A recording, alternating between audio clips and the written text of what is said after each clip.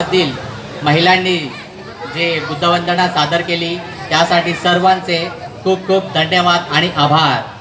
तर आज आपल्या समोर आपल्याच इमारतीमधील रहिवासी जुने येत आहेत। विशाल जाधव। तर मंडळी, तुम्हाला विशाल दादा माहित आहे ना? तर विशाल दादा यांच्याबद्दल मी आपणा सर्वांना एक थोडक्यात छोटीशी ओळख करून देणार आहे, कारण बऱ्याच मंडळींना आपले विशाल दादा यांच्याबद्दल माहिती नसेल। तर विशाल दादा हे आपल्या राजगृह कलावैभवाचे कलाकार तर आहेतच, परंतु सध्या गावाला गट विकास अधिकारी म्हणून रत्नागिरी येथे शासकीय प्रशासकीय सेवेत ते कार्यरत आहेत। आणि ते आपणा समोर एक गीत गाणार आहेत, भीमगीत, आणि गाण्याचे बोल आहेत, प्रथम नमो गौतमा। आपण शांतीदूताला वंदन करूया। तर आपण त्यांना आता मंचावरती बोलवूया। जय भीम, नमस्कार। कुठल्याही कार्यक्रमाची सुरुवात आपण तथागत भगवान गौतम बुद्धांच्या ना नमस्कार करून आपण करतो आहोत। आता आपलं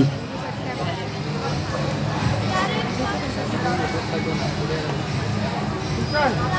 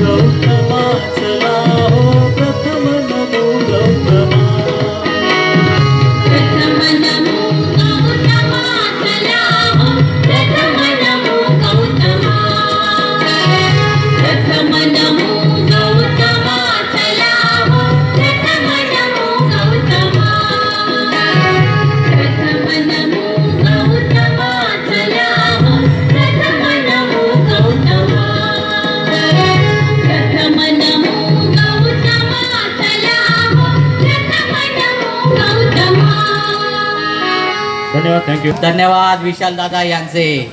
आता आपणा सर्वांना विशाल दादा हे माहीत झाले असतीलच ना.